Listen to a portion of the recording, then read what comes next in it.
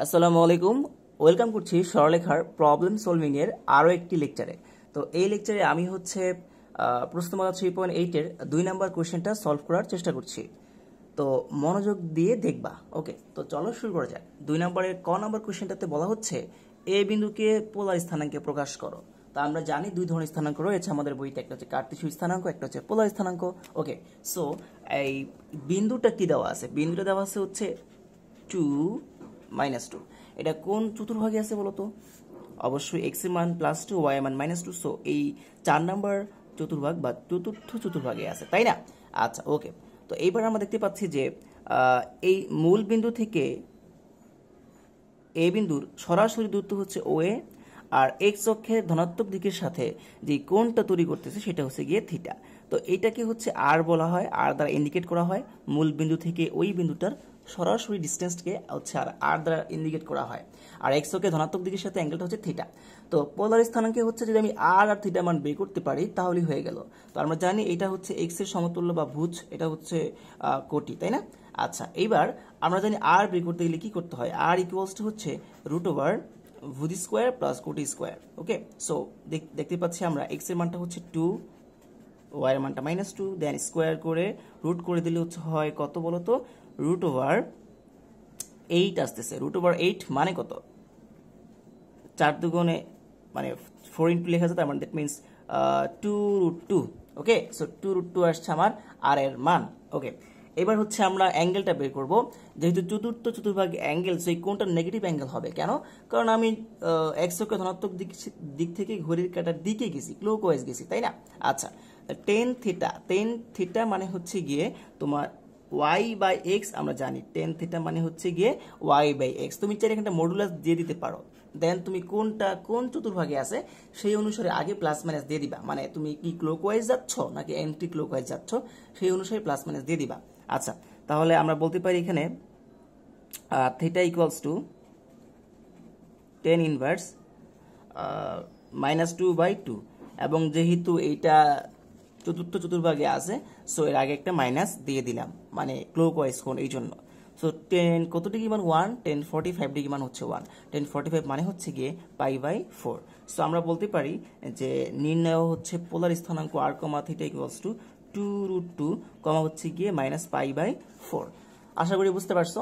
2√2 আর হচ্ছে অ্যাঙ্গেলটা -π/4, যেহেতু আমি ক্লকওয়াইজ ডিরেকশনে যাচ্ছি এই জন্য। ওকে, তাহলে আমরা হচ্ছে পরবর্তী প্রবলেমটা খ নম্বরে যাচ্ছি। খ নম্বরে বলা হচ্ছে একটা আমাদের ফিগার দেয়া আছে। এবার বলছে এবি রেখাকে এক্স ও ওয়াই অক্ষ যে অনুপাতে, এই হচ্ছে আমাদের এবি রেখা। হ্যাঁ, এবার এক্স অক্ষটা দেখো দুইটা ভাগে ভাগ করে ফেলছে এই এবি রেখাটাকে, আবার ওয়াই অক্ষটাও সেম কাজটা করছে। তো কি কি অনুপাতে ভাগ করে ফেলছে বা কি কি অনুপাতে ডিভাইড করে ফেলছে সেটা আমাদের বের করতে হবে। আচ্ছা, তো আমরা একটু আগে হচ্ছে একটু ফিগারটা ড্র করার চেষ্টা করলাম। আচ্ছা, তো এটা হচ্ছে আমাদের এ বিন্দু, আর এটা হচ্ছে গিয়ে আমাদের বি বিন্দু। এই বিন্দুর স্থানাঙ্ক দেয়া আছে 2 - 2, আর বি বিন্দুর স্থানাঙ্ক দেয়া আছে হচ্ছে গিয়ে -1, 4। আচ্ছা, এখানে এখন আমাদের কোয়েশ্চেনটা হচ্ছে এ বি রেখাকে দেখো, এক্স অক্ষ হচ্ছে এইটা হচ্ছে এক্স অক্ষ। দেখো এই এক্স অক্ষটা কিন্তু এক্স অক্ষের এই বিন্দুটা কিন্তু এ বি রেখাকে দুইটা ভাগে ভাগ করে ফেলছে। মানে এই ভাগটাতে ছোট অংশ পড়ছে, আর এই ভাগটা বা এই পোর্শনটাতে বেশি অংশ পড়ছে। সো এই এক্স অক্ষ কি কি অনুপাতে ডিভাইড করলো এটা আমাদের বের করতে হবে। তো ধরলাম এক্স অক্ষ এবি রেখাকে যে পয়েন্টে ছেদ করে তার নাম হচ্ছে পি বিন্দু। ঠিক আছে, এবার তুমি অবশ্যই বলতে পারবা পি বিন্দুর কোটি কত? পি বিন্দুর কোটি অবশ্যই 0, যদিও আমি ভুজ জানি না। কারণ হচ্ছে যেহেতু আমার পি বিন্দুটা এক্স অক্ষের উপরে আছে, সো কোটি অবশ্যই 0। ওয়াই অক্ষের দিকে আমি চাই নাই, সো কোটি 0 লিখছি, বাট এক্স অক্ষের স্থানাঙ্ক মানে ভুজ আমি জানি না। ওকে, এবার ধরলাম এই পি বিন্দুটা এবি রেখাকে এই দিকে হচ্ছে M1 অংশে খণ্ডিত করে, আর এই দিকটাতে হচ্ছে M2 অংশে খণ্ডিত করে, মানে M1 M2 অনুপাতে অন্তর্বিভক্ত করে। রাইট, পি বিন্দুটা এবি রেখাকে M1 M2 অনুপাতে অন্তর্বিভক্ত করে। আচ্ছা, তাহলে আমাদের এই M1 M2 রেশিওটা বের করতে পারলেই কাজ শেষ। ওকে, সো আমরা জানি যে যেহেতু পি বিন্দুর কোটি দেওয়া আছে, সো কোটি নিয়ে কাজ করি। সো পি বিন্দুর কোটি কি হবে বলতো? কোটি আমি লিখতে পারি পি বিন্দুর জন্য কোটি 0 ইকুয়ালস টু কোটির শূন্য বের করতে গেলে কি করবো বলতো, m1 প্লাস m2 নিচে হবে কি হবে বলতো m1 প্লাস m2, যেহেতু অন্তর্বিভক্ত তাই প্লাস হবে, এবং এখানে উপরে হবে m1 ইন্টু m1 কার সাথে কার বুঝাইছি, বি এর সাথে পি, সো বি পি বাদে এর কোটি নিবা, যেহেতু কোটি নিয়ে কাজ করতেছি, এর কোটি হচ্ছে -2, তাহলে m1 ইন্টু -2, দেন প্লাস দিবা, এরপর m2 ইন্টু কি হবে বলতো, m2 কার সাথে কার বুঝাচ্ছি, এর সাথে পি বুঝাচ্ছি, তো এ পি বাদে বাকি কি আছে, বি এর কোটি নাও 4, কাজ শেষ আমাদের অলরেডি। ওকে, সেখানে আর গ্রহণ করলে হয় -2m1 প্লাস হচ্ছে গিয়ে 4m2 ইকুয়ালস টু 0। আচ্ছা, এখান থেকে আসতেছে 4m2 equals to 2m1, that means m2 divided by m1 equals to হচ্ছে গিয়ে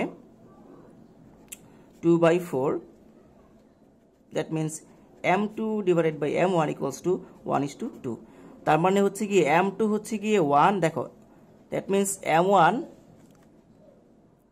অনুপাত m2 ইকুয়ালস টু 1:2, তার মানে m1 এর ভ্যালু হচ্ছে গিয়ে 1 আর m2 এর ভ্যালু হচ্ছে গিয়ে, সরি একটু ভুল লিখছি আমি, এটা হচ্ছে গিয়ে এরকম m2 is two m1 equals to 1:2, তার মানে m2 হচ্ছে গিয়ে 1, মানে এদিকে 1 ভাগ পড়ছে আর এদিকে 2 ভাগ পড়ছে। ওকে, এইবার আমরা হচ্ছে দেখো, তারপরে কোয়েশ্চেনটার মধ্যে আরেকটু পার্ট আছে, সেটা বলছে যে ওয়াই অক্ষ যে যে অনুপাতে বিভক্ত করে তাও বের করো, মানে ওয়াই অক্ষ বলতে হচ্ছে এই যে এই অ্যাক্সিসটা, হ্যাঁ এই অক্ষটাও কিন্তু এই বি রেখাকে দুইটা পার্টে ভাগ করছে, এই পার্টে ছোট পার্টটা পড়ছে আর এই পার্টে কিন্তু বড় পার্টটা পড়ছে। ওকে, সো আমরা একটা কাজ করি যে ওয়াই অক্ষের জন্য তাহলে এটাকে একটু অননাম দিয়ে চিহ্নিত করি, যেহেতু আগে m1 m2 বলছি, তো এই ক্ষেত্রে আমি এটাকে ধরলাম k1 রেশিওটা, আর এই বড় রেশিওটা মানে বড় অংশটাকে ধরলাম আমি k2, h2কে বললাম k1, মানে ওয়াই অক্ষের এই ছোট পার্টটাকে বললাম, ওয়াই অক্ষের যে পাশে ছোট অংশটা আছে তাকে বললাম k1, আর বড় পার্টটাকে বললাম k2। এখন আমি তো নির্দ্বিধায় বলে দিতে পারি ওয়াই অক্ষের যে ওয়াই অক্ষ এবি রেখাকে যে পয়েন্টে ছেদ করছে তার ভুজ কত হবে। ধরলাম এই পয়েন্ট হচ্ছে কিউ বিন্দু, আমি একটু ফ্রেশ করে দেখি, হয়তো হিজিবিজি মনে হইতেছে তাই না, সো আমি একটু ফ্রেশ করে দেখাচ্ছি, দেখো আমি একটু ফ্রেশ করে দেখাচ্ছি, এখানে এটা হচ্ছে গিয়ে ওয়াই অ্যাক্সিস। আচ্ছা, এই যে পয়েন্টে ছেদ করছে তার স্থানাঙ্ক দিলাম হচ্ছে, তার সেই বিন্দুটার নাম দিলাম হচ্ছে গিয়ে কিউ, আর এটা হচ্ছে বি বিন্দু, এটা হচ্ছে গিয়ে এই বিন্দু, তাই না।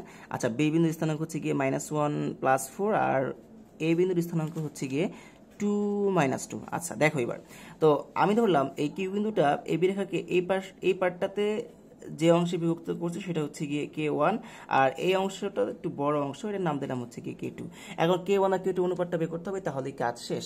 আমি কিন্তু অবশ্যই জানি যে কিউ বিন্দুর ভুজ শূন্য হবে, কোটি আমি জানি না বাট ভুজটা কিন্তু শূন্য হবে, কোটি আমি জানি না বাট ভুজটা শূন্য হবে। কেন? কারণ আমার এই কিউ বিন্দুটা হচ্ছে ওয়াই অক্ষের উপরে আছে, এক্স অক্ষের ডানেও যায় নাই বামেও যায় নাই, তার মানে এক্স অক্ষের দিকে কোনো পথ পাড়ি দিতে হয় নাই, দ্যাট মিনস ভুজ শূন্য। এবার ভুজ শূন্য বের করতে গেলে কিউ বিন্দুর জন্য আমি বলতে পারি ভুজ শূন্য ইকুয়ালস টু হবে k1 প্লাস k2, এবং উপরে হবে k1 ইন্টু বি আর কিউ এর সাথে আমি k1 কে বুঝাইছি, সো k1 ইন্টু হবে এর ভুজ 2 প্লাস হবে k2 ইন্টু k2 হচ্ছে আমার কিউ আর এর সাথে, সো k2 ইন্টু হবে বি এর ভুজ -1।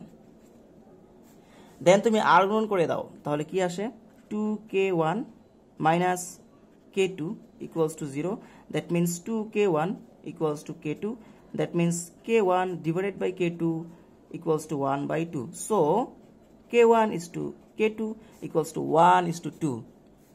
তার মানে k1 হচ্ছে এই পার্টটাতে এক অংশ পড়ছে, এই পার্টটাতে 2 অংশ পড়ছে, মানে পুরোটাকে 3টে ভাগে ভাগ করা হয়েছে এবি রেখাটাকে, দেন তার 1 ভাগ পড়ছে হচ্ছে ওয়াই অক্ষের বামে, আর তার 2 ভাগ পড়ছে ওয়াই অক্ষের ডানে। আশা করি বুঝতে পারছো, দ্যাট মিনস এক্স অক্ষ এবং ওয়াই অক্ষ দুইটা অক্ষই এবি রেখাকে 1:2 অনুপাতে অন্তর্বিভক্ত করেছে। ওকে, এইবার আমরা তাহলে 2 এর গ নাম্বার কোশ্চেনটা দেখি। দেখো কি বলছে সিডি এর মধ্যবিন্দুর স্থানাঙ্ক নির্ণয় করো যেখানে সিডি আর এবি পরস্পর লম্ব বা পারপেন্ডিকুলার। আচ্ছা, দেখো তো ফার্স্টে আমি ফিগারটা ড্র করে ফেলার চেষ্টা করি। এই হচ্ছে এ, এর স্থানাঙ্ক 2 - 2, আর বি এর স্থানাঙ্ক হচ্ছে গিয়ে -1,4।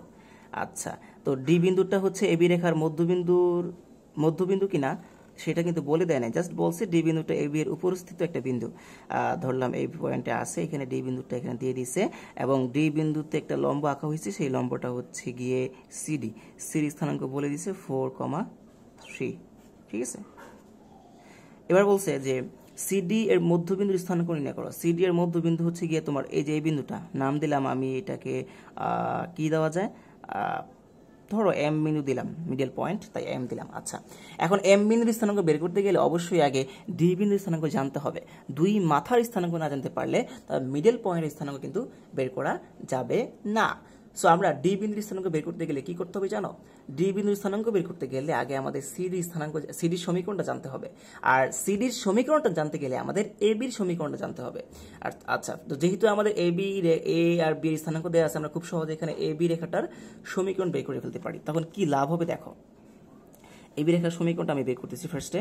So Y minus Y one ধরতেছি এটাকে, ইকুয়ালস টু ঢাল মানে কোটি দ্বয়ের অন্তর বাই ভুজ দ্বয়ের অন্তর। এই যে আমি এই ফর্মুলা অ্যাপ্লাই করতেছি, Y minus Y one equals to M into X minus X one. Okay, so Y minus four equals to ঢাল হচ্ছে তোমার -2 minus 4 divided by 2 minus one, কোটি দ্বয়ের অন্তর ডিভাইডেড বাই ভুজ দ্বয়ের অন্তর। ওকে, ইন্টু এক্স মাইনাস, যেহেতু ওয়াই ওয়ান তুমি এটাকে ধরছো তাই এক্স ওয়ান একে ধরতে হবে, এক্স মাইনাস এক্স ওয়ান।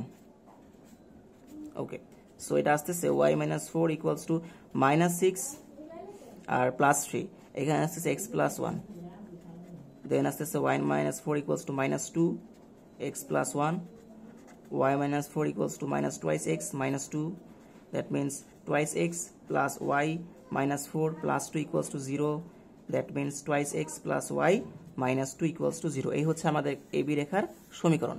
এবার ওরা এই হচ্ছে আমাদের এবি রেখার সমীকরণ। আশা করি বুঝতে পারতেছো। দেখো আমি কি করছি এখানে, জাস্ট নর্মাল ক্যালকুলেশন করছি, লাস্টে এটা বের হয়ে গেছে 2x plus y minus 2 equals to 0। এবার দেখো ওরা যেহেতু বলে দিছে, এখানে কি বলে দিছে, ওরা বলে দিছে যে সিডি হচ্ছে এবির সাথে লম্ব। তো যেহেতু সিডি রেখার সাথে লম্ব, যেহেতু সিডি রেখা এবির সাথে লম্ব, সো আমি কিন্তু নির্দ্বিধায় সিডি কে ধরতে পারি। কি ধরতে পারি? এক্স আর ওয়াই এর সহগগুলা এক্সচেঞ্জ হবে, মানে বিনিময় করে দিব। তাহলে ওয়াই এর সহগ 1x এর জায়গায় আসবে, এক্স এর সহগ 2y এর জায়গায় আসবে। দ্যাট মিন্স 1x 2y, এবং ওয়াই এর চিহ্নটা আমি চেঞ্জ করে দিলাম, যে কোনো একটা এক্স অথবা ওয়াই, যে কোনো একটা চিহ্ন চেঞ্জ করবা। আর ধ্রুবক পদ প্লাস কে ইকুয়ালস টু 0। এখানে কে মানটা বের করতে পারলে কাজ শেষ। আচ্ছা, কি কাজ শেষ? কে মানটা বের করতে পারলে সিডি রেখার সমীকরণটা বের হয়ে যাবে। তো আমরা দেখতে পাচ্ছি সিডি রেখার মধ্যে সি বিন্দুর স্থানাঙ্ক দেয়া আছে, তাই না? তাহলে সি বিন্দুর স্থানাঙ্ক থেকে আমি, তো দেখো আমি দেখতে পাচ্ছি সি বিন্দু স্থানাঙ্ক দেওয়া আছে। এখন সি বিন্দু স্থানাঙ্ক দিয়ে যদি আমি এটাকে সিদ্ধ করে দেই, আমি যদি এই ইকুয়েশনটাকে সিদ্ধ করে দেই, তাহলে তো কে মানটা পাওয়া যাবো, তাই না? তো সি বিন্দু স্থানাঙ্ক কত দেওয়া আছে? 4,3। এটা দিয়ে সিদ্ধ করে দাও, এক্স এর জায়গায় 4 দাও আর ওয়াই এর জায়গায় 3 দাও, প্লাস কে ইকুয়ালস টু 0। তাহলে আসতেছে 4 - 6 plus K equals to 0। That means -2 আসে, এই পাশে নিয়ে গেলে +2, কে এর ভ্যালু +2টার মধ্যে বসায় দাও। তাহলে আমাদের সরলরেখার সমীকরণটা আসতেছে x - twice y plus 2 equals to 0। এটা হচ্ছে আমাদের এই সিডি সরলরেখার সমীকরণ। এটা হচ্ছে কি আমাদের সেই সিডি সরলরেখার সমীকরণ। এবার আমরা যদি এই এবি সরলরেখা আর সিডি সরলরেখা সমাধান করি, একটু দেখো তো, এবি সরলরেখা আর সিডি সরলরেখা সমাধান করলে, এবি আর সিডি সমাধান করলে তার কমন পয়েন্ট কিন্তু ডি, তাহলে ডি স্থানাঙ্ক খুব সহজে বের হয়ে যাবে। তো দেখো এটা হচ্ছে আমাদের এবি সরলরেখার সমীকরণ, এটা হচ্ছে সিডি সরলরেখার সমীকরণ। এবি আর সিডি সমাধান করলে কমন পয়েন্টটা হচ্ছে ডি, সেটা পাওয়া যাব। এই যে কমন পয়েন্টটা ডি, দেখো এই যে এবি, এই যে সিডি, কমন পয়েন্ট ডি। ওকে, সো সমাধানটা অনেক ওয়েতেই করা যায়। আমরা একটা কাজ করি, এখানে 2 নংটাকে 2 দিয়ে গুণ করে দিই, তাহলে এক্স এর সহগ দুইটা সমান হয়ে যাবে। হ্যাঁ, বিয়োগ করতে সুবিধা হবে। তাহলে এখানে 2 নংকে আমি 2 দিয়ে গুণ করলাম। 2 দিয়ে গুণ করলে কি হয়? Twice x minus 4y plus 4 equal to 0। আচ্ছা, এবার এটাকে তুমি 3 ধরো, এবার তুমি 1 থেকে 3 হচ্ছে বিয়োগ করে দাও, তাহলে টুয়াইস এক্স কাটা চলে যাবে। সো 1 - 3, তাহলে কত আসতেছে? টুয়াইস এক্স কাটা, আর এখানে থাকতেছে y, এখানে -4y, that means y minus 4y, আর এখানে থাকতেছে -2, আর মাইনাস করবো 4 ইকুয়াল টু 0। তাহলে প্লাস 5y -6, তাহলে y এর মানটা আসতেছে 6/5। তাহলে y এর মানটা 6/5 পেয়ে গেলাম। এবার x এর মানটা বের করতে হবে, তাই না? তাহলে একটা কাজ করো, এই ওয়াই মান 6/5 তুমি হচ্ছে গিয়ে 1 নঙে বা 2 নঙে বা 3 নঙে বসাই দাও, তাহলে বের হয়ে যাবে। তো আমি ওয়াই এর মানটা 1 নঙে বসাই দিলাম। ওয়াই এর মানটা 1 নঙে বসাই দিলে কত আসে? 2x plus 6/5 minus 2 equal to 0। তারপর আসতেছে গিয়ে 2x ইকুয়াল টু 2 মাইনাস 6/5। এটাকে যদি ক্যালকুলেশন করি, এটা আসে 2x equals to 4/5। Then x এর মানটা আসতেছে গিয়ে তোমার 4/10। ওকে, সো আমি এই ডি এর স্থানাঙ্ক পেয়ে গেছি। ডি এর স্থানাঙ্ক হচ্ছে গিয়ে তোমার x এর মান 4/10 আর y এর মান হচ্ছে গিয়ে তোমার 6/5। এবার দেখো, ওরা এখানে ডি এর স্থানাঙ্ক আমি পাইলাম, এখন সি স্থানাঙ্ক দিয়ে দিছে। এখন এই সি আর ডি হচ্ছে সিডি সরলরেখার দুই প্রান্তের বিন্দু, আর মিডল পয়েন্ট হচ্ছে এম। এম আমি ধরছিলাম, এই দেখো এখানে আমি এম ধরছিলাম। এবার এম বিন্দুর স্থানাঙ্ক বের করতে হবে। আমরা জানি দুই প্রান্তের স্থানাঙ্ক দেয়া থাকে, তার মিডল পয়েন্ট কিভাবে বের করে। আচ্ছা, মিডল পয়েন্টটা হবে এখানে এ বিন্দু, সি বিন্দুর স্থানাঙ্ক হলো 4,3। মিডল পয়েন্টটা হবে, দেখো মিডল পয়েন্টটার ভুজ, মিডল পয়েন্টটা ভুজ এক্স কমা ওয়াই বের করতেছি। মিডল পয়েন্টের ভুজ এবং কোটি x1 নাম দিলাম এবং y1 নাম দিলাম। তাহলে x1 কি হবে? x1 হবে এই যে প্রান্ত দুইটার ভুজের যোগফল ডিভাইডেড বাই 2, প্রান্ত দুইটার ভুজের যোগফল ডিভাইডেড বাই 2। এবং কোটি কি হবে? প্রান্ত দুইটার কোটির যোগফল ডিভাইডেড বাই 2। তাহলে আমাদের স্থানাঙ্ক কি আসছে দেখো তো। তাহলে এটা আমাদের আসতেছে 11/5 আর এটা আমাদের আসতেছে গিয়ে তোমার 21/5। সরি, এটা আসতেছে গিয়ে 21/10। আশা করি বুঝতে পারতেছ। এটা আমাদের ওই আনসারে দেওয়া আছে 22/10। হ্যাঁ, এটাকে তুমি যদি কাটাকাটি করো তাহলে 11/5 হয়। ওকে, দেখা হবে নেক্সট কোনো ভিডিওতে পরবর্তী কোনো প্রবলেম নিয়ে। Till then, good by.